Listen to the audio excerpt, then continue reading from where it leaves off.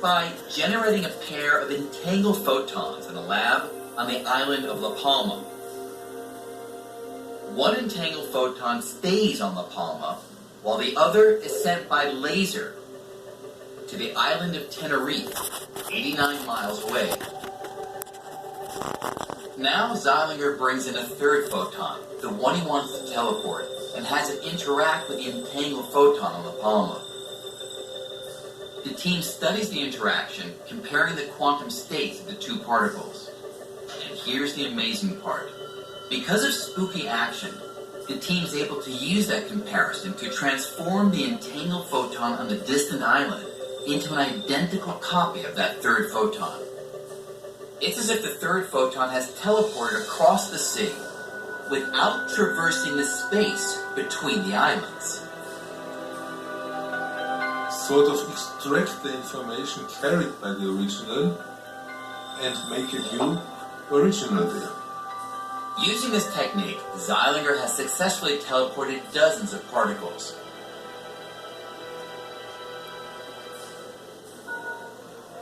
But could this go even further? Since we're made of particles, could this process make human teleportation possible one day?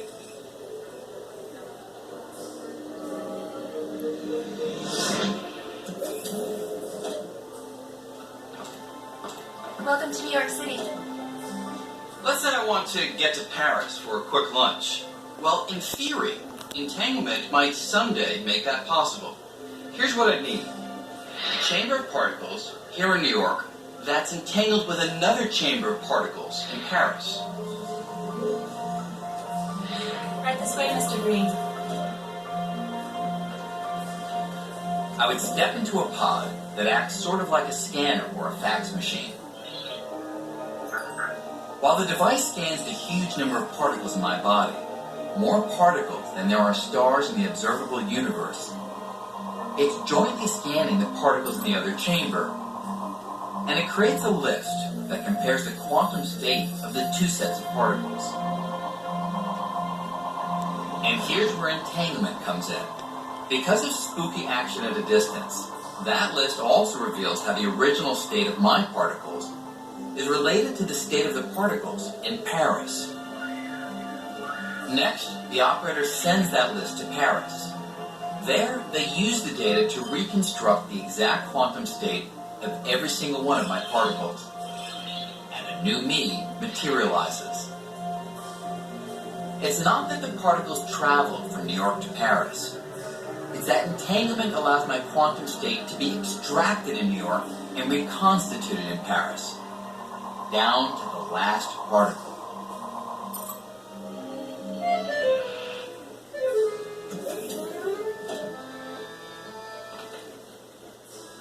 Bonjour, Monsieur Green. Hi there. So, here I am in Paris, an exact replica of myself. And I better be, because measuring the quantum state of all my particles in New York has destroyed the original me. It is absolutely required in the quantum teleportation protocol that the thing that is teleported is destroyed in the process. And, that does make you a little anxious. I guess you would just end up being a lump of neutrons, protons, and electrons. You wouldn't look too good. Now, we are a long way from human teleportation today, but the possibility raises a question. Is the Brian Greene who arrives in Paris really me? Well, there should be no difference between the old me in New York and the new me here in Paris. And the reason is that, according to quantum mechanics, it's not the physical particles that make me me. It's the information those particles contain. And that information has been teleported exactly for all the trillions of particles that make up my body.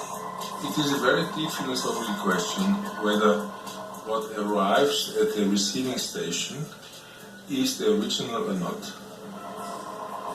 My position is that by original we mean something which has all the properties of the original. And if this is the case, then it is the original. I wouldn't step into that machine.